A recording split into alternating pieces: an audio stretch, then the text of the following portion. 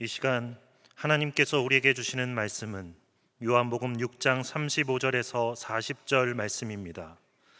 제가 보는 성경으로 신약 153쪽입니다.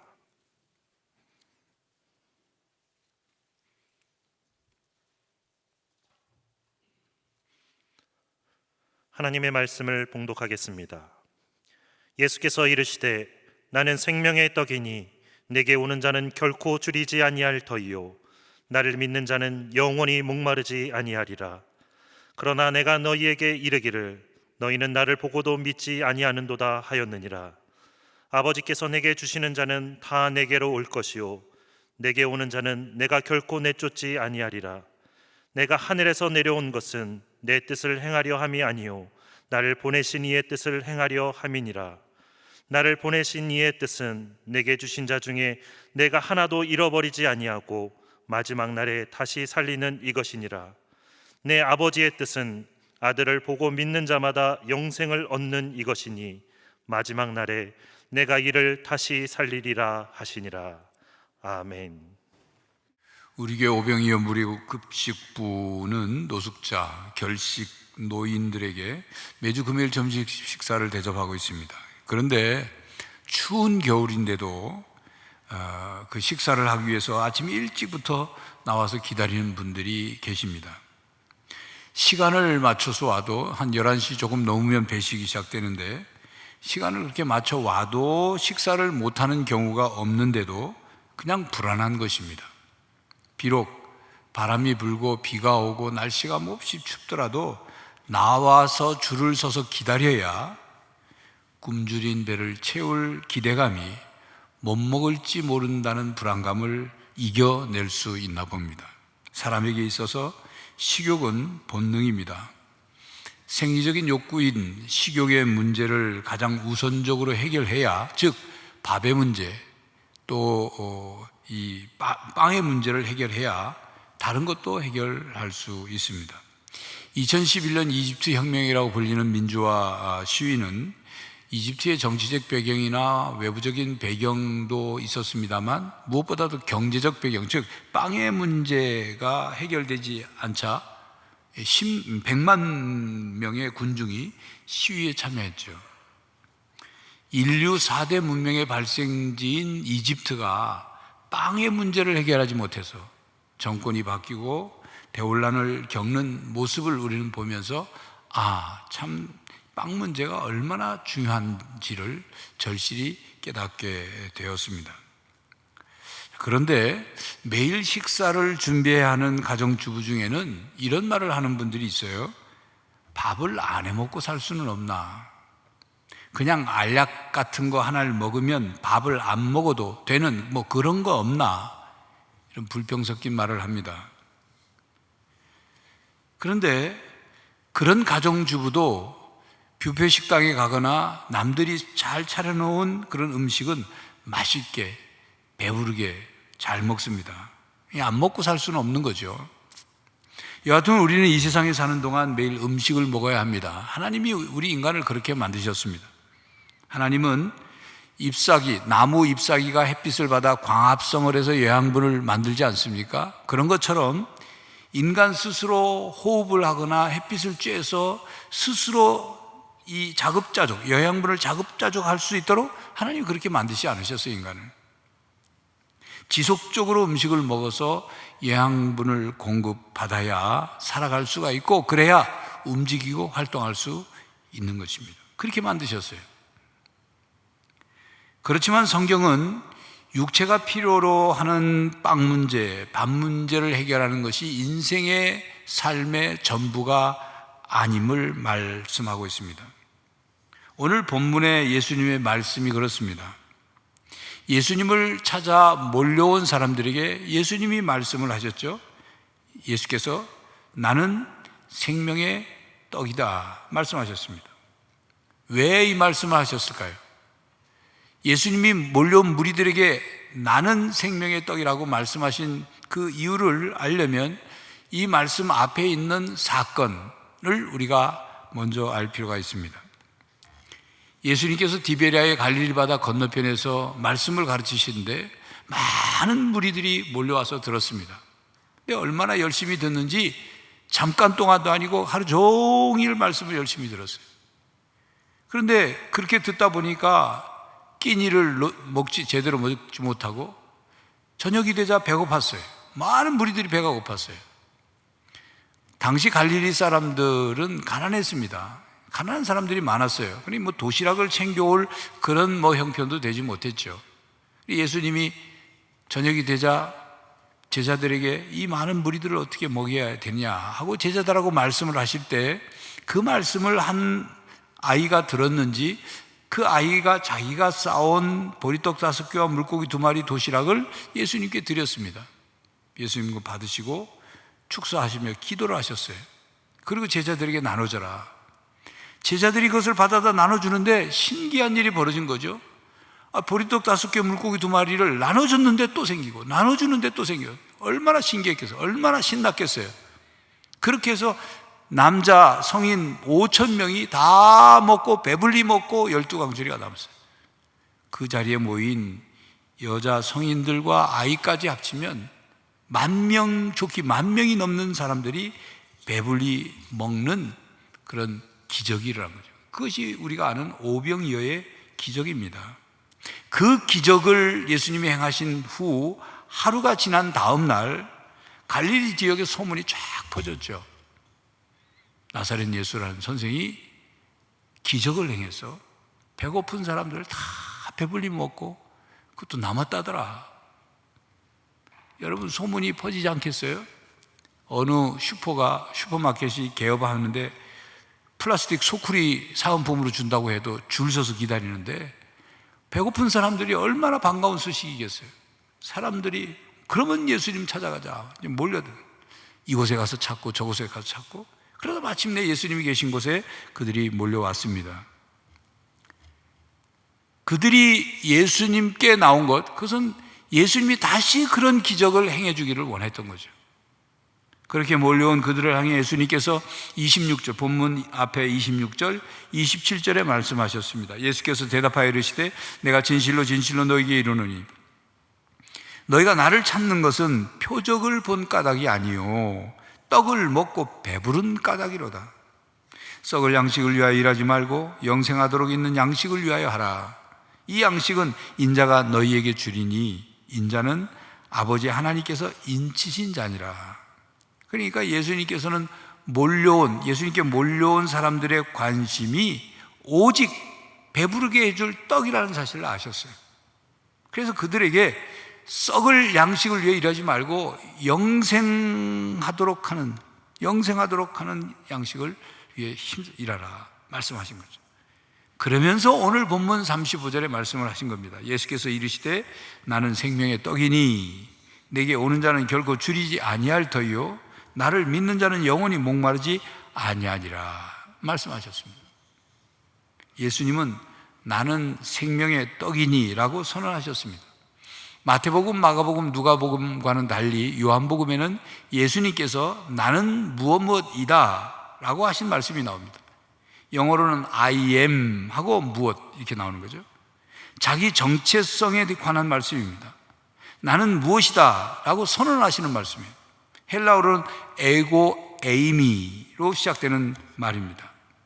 에고 에이미는 히브리어로 여호와, 야훼라고도 있죠. 같은 뜻을 가지고 있어요. 히브리어 여호와, 하나님을 여호와 하나님이라고 부르죠. 야훼 하나님이라고도 부르는데 그 여호와라는 단어의 뜻은 나는 나다. I am who I am. 나는 스스로 있는 자다. 그런 뜻의 하나님 호칭이에요. 그러니까 히브리어 여호와 혹은 야훼를 헬라어로 바꾸면 에고 에이미가 되는 거예요. 2부 때 제가 에고 에이미를 빨리 발음해 에고 에미 그랬더니 2부 끝난 다음에 그 에미라고 읽으면 안 되지 않느냐. 듣는 분이 아마 그런가. 아이고 에이미야 비 온다 빨래 걷어라 그렇게 들으셨나 봐. 에고 에이미. 예. 요한복음에 이 7가지 에고 에이미가 나옵니다. 본문은 그 중에 첫 번째 에고 에이미예요. 나는 생명의 떡이니 라고 하신 말씀에서 떡은 무엇을 말하는 것일까요? 떡이라고 번역된, 우리 성경에는 떡이라고 번역된 이 단어는 밀가루 문화권인 서양 성경에는 빵으로 번역이 되었습니다. 쌀 문화권인 동양에서는, 중국에서는 식물로 번역이 됐어요. 또 일본에서는 서양 그대로 빵이라고 번역했고, 우리나라는 떡으로 번역을 했습니다. 그러므로 떡은 양식, 음식을 말합니다. 우리나라 말로 한마디, 한 음절로 말하면 밥이죠. 밥. 근데 이제 그렇게 떡이라고 번역하던 여러 가지 배경이 또 있습니다. 설명이 좀 길어지기 때문에 생략하고요. 빵은 유대인들의 주식입니다. 유대인들의 빵은 우리나라 사람들의 떡과는 사실은 달라요. 우리나라에서 떡은 주식이 아니잖아요. 간식 내지는 잔치 음식이죠. 근데 유대인들의 빵은 주식이에요. 곡식을 빻아가지고 가루를 이용해서 찌거나 굽거나 해서 익힌 모든 음식을 다 빵이라고 말합니다. 그들은 고대 근동 지방에서 재배했던 밀이나 보리 등을 빻아가지고 그것 재료로 빵을 만들었어요. 여기에 누룩을 넣어가지고 둥글게 반죽해서 화덕에다가 구워서 만들어서 먹었습니다. 그러니까 우리나라 떡이라고 번역된 이 단어는 밥, 음식, 양식을 의미합니다. 여러분, 밥은 사람에게 필수적인 것입니다. 꼭 먹어야 하는 음식입니다. 간식이 아니에요. 밥은 먹어도 되고 안 먹어도 되는 것이 아닙니다. 안 먹으면 어떻게 돼요? 굶어 죽습니다. 선택할 수 있는 게 아니에요. 물론 어떤 음식을 먹을 것이냐는 선택할 수 있지만 먹을 것이냐 안 먹을 것이냐 선택할 수 있는 게 아니에요. 물론 한 끼 혹은 하루 이틀 안 먹겠다고 할 수는 있겠죠. 근데 계속 안 먹겠다고 선택하는 것은 곧 뭡니까? 죽는 거예요. 죽는 걸 선택하는 거예요. 여러분, 거식증이라는 병적 증상이 있는데 음식을 조절할 수 없는 식사 장애입니다. 살이 찌는 것이 너무 두려워서 음식 먹는 것을 거부하거나 음식 먹는 것을 두려워하는 병적 증상이에요. 이 거식증은 치료하지 않으면 결국 죽습니다.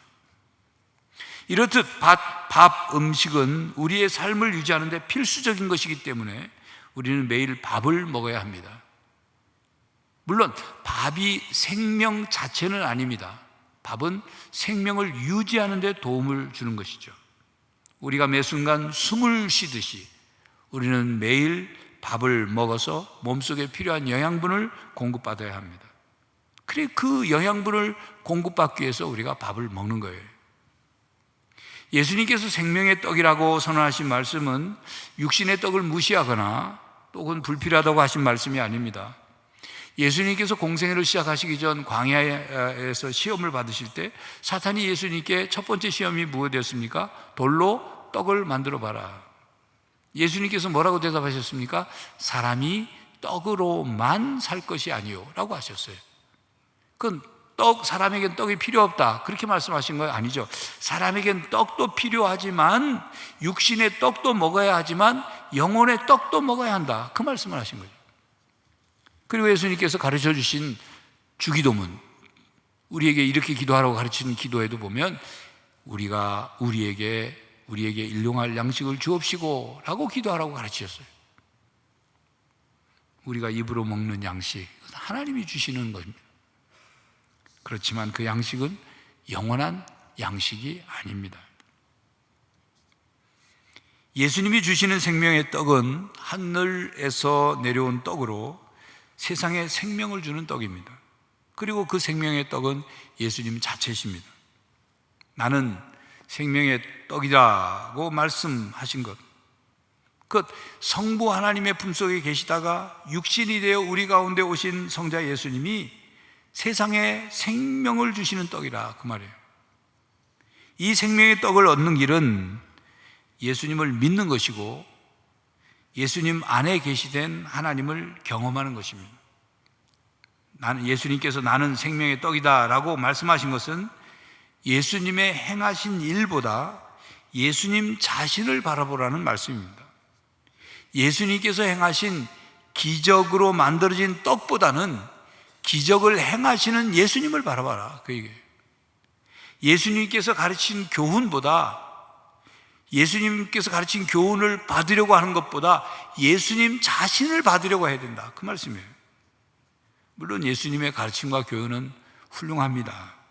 그 어떤 스승이나 어떤 사상가보다도 그 가르침과 교훈이 뛰어납니다.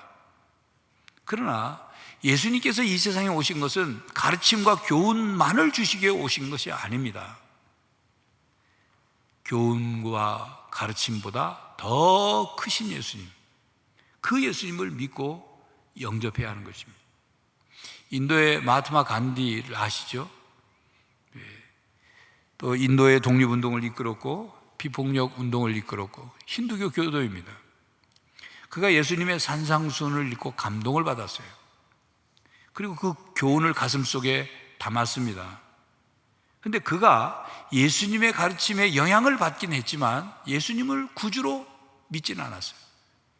예수님을 훌륭한 가르침을 주시는 스승으로는 생각했지만 예수님을 구세주로 영접하지는 않았어요.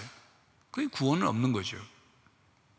나는 생명의 떡이다 라고 선언하시는 예수님의 말씀은 너희들은 근본적으로 이기적이고 물질주의적이다. 오직 나에게서만 발견할 수 있는 영적인 그리고 영원한 가치를 찾아라. 그것을 구해라. 그것을 받아라. 그런 뜻이에요. 현상적인 실제만 보지 말고 눈에 보이는 떡, 눈에 보이는 그 무엇, 그것만을 보지 말고 영적인 실제를 먹어라. 영적인 실제를 가져라. 그런 뜻입니다. 누굽니까? 예수 그리스도를 가져라. 예수님은 생명의 떡이십니다. 생명의 양식이 되어 우리 몸속으로 들어오시고 우리 안에서 역사를 하십니다. 이어령 박사는 자신에 져서 빵만으로는 살 수 없다 해서 예수님이 왜 자신을 먹는 것으로 표현했는지를 이렇게 설명했습니다. 왜 하필 먹는 것일까요? 머리로 이해하고 귀로 이해하고 눈으로 이해하는 것은 진리가 아니기 때문입니다. 입으로 먹고 어금니로 씹고 마침내 한 몸이 되어야 그것이 진리입니다. 말 따로, 몸 따로, 마음 따로인 것은 진리가 아니지요. 그러니까 하나님의 말씀인 성경을 눈으로 보는 사람, 귀로 듣는 사람은 극단적으로 말하자면 다 가짜입니다. 최후 만찬에서 이 떡이 내 몸이고 이 포도주가 내 피다, 이것을 먹으라고 한 것은 진리를 건성으로 듣지 말고 내 몸의 일부로 만들라는 뜻입니다. 이런 설명입니다. 그렇습니다, 여러분. 예수님이 자신을 생명의 떡이라고 하신 것은 우리가 음식을 먹는 그런 행위와 같이 예수님에 대한 우리의 신앙이 실제적이어야 한다는 것을 의미합니다. 우리가 먹어야 배고픈 게 없어지고 먹어야 굶주린 배가 채워지는 것처럼, 먹어야 영양분을 받아 살아갈 수 있는 것처럼 우리의 신앙도 실제적으로 채워져야 한다는 것을 의미합니다. 여러분, 화중지병이라는 사자성어를 아시죠? 그 뜻이 뭡니까? 그림의 떡이라는 뜻이에요. 그림의 떡. 그림 속의 떡은 아무리 먹음직스럽게 맛있게 그려졌어도 그 떡이 우리를 배부르게 못합니다. 그림의 떡이 아무리 먹음직스럽게 생겼다 할지라도 우리 배고픔의 문제를 해결해 줄 수 없어요. 우리에게 영양분을 공급해 주지 못합니다. 쓸모없는 거예요. 그렇습니다, 여러분. 예수님은 자신이 그림 속의 떡이 아니라 생명의 떡이다 실제하신 분이에요. 내가 생명의 떡이니 나를 먹어라, 나를 먹고 영생하라 말씀하셨습니다. 진실로 진실로 너희에게 이르노니 믿는 자는 영생을 가졌나니 내가 곧 생명의 떡이니라. 너희 조상들은 광야에서 만나를 먹었어도 죽었거니와 이는 하늘에서 내려오는 떡이니 사람으로 하여금 먹고 죽지 아니하게 하는 것이라. 나는 하늘에서 내려온 살아있는 떡이니 사람이 이 떡을 먹으면 영생하리라. 내가 줄 떡은 곧 세상의 생명을 위한 내 살이니라 하시니라. 오늘 본문 뒤에 나오는 47절부터 51절까지 말씀입니다. 생명의 떡이신 예수님을 먹어야 한다고 하니 마치 식인종 들처럼 사람을 먹어야 하는 것으로 오해할 수 있죠. 영적으로 해석해야 됩니다. 여러분, 영적으로 참 생명의 떡을 볼 줄 알아야 합니다. 그 생명의 떡을 발견하고 먹어야 합니다. 육신의 떡, 육신의 양심만을 추구하지 않고 영적인 생명의 떡을 먹어야 합니다. 여러분, 맛집을 찾아다니는 것이 잘못은 아닙니다. 그러나 맛집을 찾아다니는 것만큼 여러분의 영혼이 진정한 영혼의 양식, 영원한 생명의 떡을 찾고 먹고 있는지를 돌아봐야 한다, 그 말입니다. 예수님께 오는 사람과 예수님을 믿는 사람은 생명의 떡을 먹을 수 있습니다. 여기서 오는 것과 믿는 것은 같은 의미로 해석할 수 있습니다. 본문 40절에 내 아버지의 뜻은 아들을 보고 믿는 자마다 영생을 얻는 이것이니 마지막 날에 내가 이를 다시 살리리라 하시니라. 37절 본문, 아버지께서 내게 주시는 자는 다 내게로 올 것이요 내게 오는 자는 내가 결코 내쫓지 아니하리라. 본문 다음에는 44절에 나를 보내신 아버지께서 이끌지 아니하시면 아무도 내게 올 수 없으니 오는 그를 내가 마지막 날에 다시 살리리라. 이 말씀들을 보면 예수님을 믿는 자와 예수님께 오는 자가 모두 마지막 날에 다시 살아난다, 영생을 얻는다, 그 말씀이죠.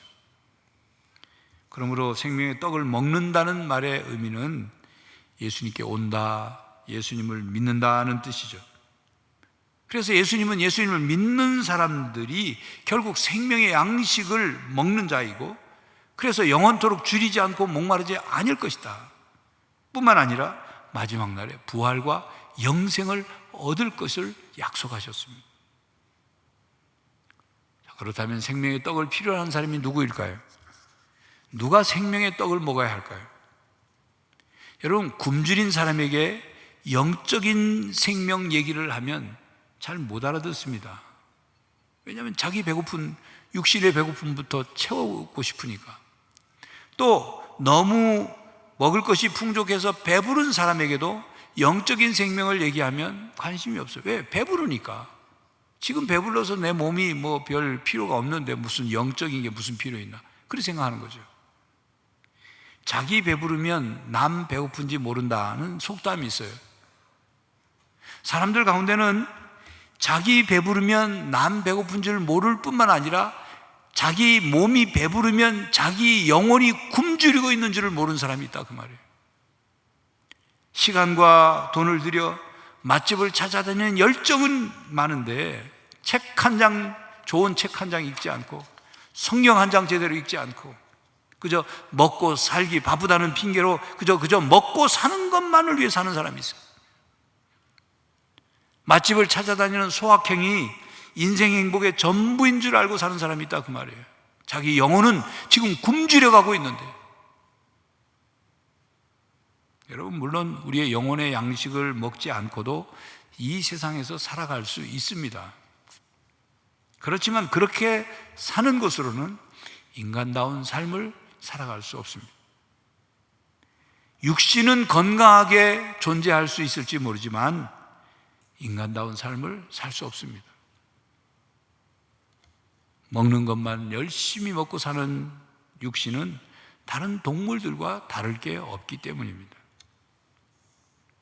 성도 여러분, 여러분은 이 땅에서의 건강, 번영, 평안만을 구하고 있습니까? 예수님을 믿는 이유와 목적이 무병장수하는 육신의 건강과 만사형통하는 복을 얻기 위함입니까? 예수님의 손으로 우리에게 뭔가를 주시기를, 그래서 예수님을 믿는 겁니까? 아니면 예수님 자체를 믿는 겁니까? 예수님께서 나는 생명의 떡이다 말씀하십니다. 나를 먹어야 영생한다고 말씀하십니다. 이 말씀은 과거 출애굽한 이스라엘 백성에게 광야에서 하나님께서 하늘에서 내려주신 만나, 그 만나와 예수님이 말씀하신 떡과 비교가 되죠. 광야에서 먹은 만나, 그 떡은 먹고 나면 배고팠어요. 그러나 예수님, 생명이 되신 예수님은 먹는 자는 영원히 줄이지 않는다, 영생을 얻게 된다 말씀하십니다. 예수님은 굶주린 영혼을 만족시키기 위해 하늘로부터 오신 하나님이 주신 심오한 양식입니다. 광야의 떡은 하늘에서 내려주셔서 먹었지만 그 광야의 떡을 먹은 사람들은 영생하지 못하고 다 죽었습니다. 그러나 하늘에서 내려온 생명의 떡이신 예수님을 먹는 사람은 영원히 살 것입니다. 여러분, 우리가 음식을 먹을 때 음식을 입에 넣고 씹죠. 그리고 삼킵니다. 그리고 나서 우리 뱃속에서 그 음식을 소화시켜서 영양분을 몸 구석구석까지 공급을 합니다. 그러니까 음식은 우리 몸속에 들어가 자기를 모두를 다 내어주는 거예요. 이와 같이 예수님께서 생명의 떡이시라는 선언은 예수님께서 우리를 위해 모든 것을 내어주시는 희생을 내포하고 있습니다.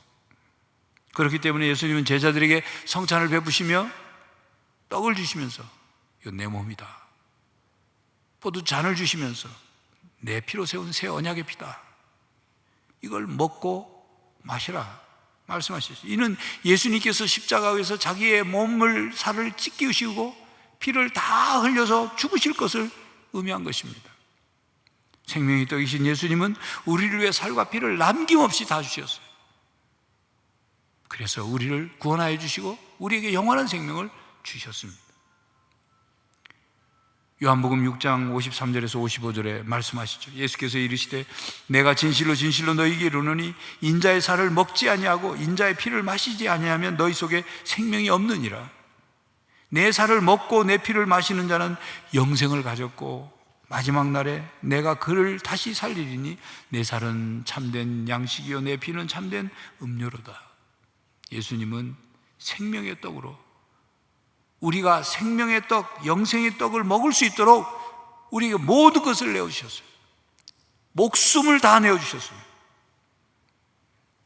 그렇다면 여러분, 인간이 육체로만 된 것이 아니라 육체와 영혼이 합해져 인간이 되었다는 사실을 아는 사람이라면, 그냥 살다가 죽으면 끝난다고 생각하지 않고 인간답게 살고 싶은 사람이라면, 영원을 사모하는 사람이라면, 영생을 누리고 싶은 사람이라면, 하나님 나라 백성이 되어 하나님 나라 백성답게 살기를 원하는 사람이라면 지속적으로 생명의 떡이신 예수님을 먹고 몸과 마음속에 예수님의 생명을 영접하고 예수님의 생명이 공급이 되고 예수님의 생명이 다스리시고 예수님의 생명으로 활동하고 성장해 나가야 합니다. 우리는 지금 사순절을 지나고 있습니다. 예수님께서 왜 고난당하고 십자가에 죽으셨는지 그것을 깊이 묵상하고 십자가 신앙을 깨닫는 절기입니다. 예수님은 생명의 떡이십니다. 우리에게 모두를 내어주셨어요. 그러므로 여러분, 생명의 떡이 되어서 우리에게 생명을 주신 주님을 사랑하고 믿고 따르는 성도가 되시기를 바랍니다. 매일 여러분의 영혼이 생명의 떡을 공급받고 예수님의 생명이 여러분의 삶에 살아 역사하시기를 간절히 바랍니다. 기도하겠습니다. 하나님, 우리가 이 땅을 살아가며 이 땅의 삶이 전부가 아님을 깨닫고 믿습니다. 우리가 육신으로만 살아가는 것이 아님을 깨닫고 믿습니다. 주님, 우리의 육신의 떡도 필요하지만 영혼의 떡, 생명의 떡, 영생하게 하시는 주님의 떡을 먹게 하시고 그 떡을 믿고 영접하고 그 떡의 힘으로 살아가게 하여 주시고 그 생명이, 그 떡 속에 담긴 생명이 우리 안에서 날마다 자라나게 하여 주시옵소서. 예수 그리스도의 이름으로 기도하옵나이다. 아멘. 성도 여러분, 예수님은 생명의 떡이십니다. 우리의 영을 살리시고 영생을 주시는 생명의 떡이십니다. 예수님의 생명의 떡을 매일 먹고 성장하고 생명의 역사를 경험하며 사는 성도가 되시기를 간절히 바랍니다. 지금은 우리 주 예수 그리스도의 은혜와 하나님 아버지의 사랑과 성령 하나님의 교통하심이 생명의 떡이신 예수님을 영접하고 생명의 역사를 이루며 살기로 다짐하는 모든 성도들과 가정과 삶의 현장 위에 이제로부터 영원히 함께 하시기를 간절히 축원하옵나이다. 아멘.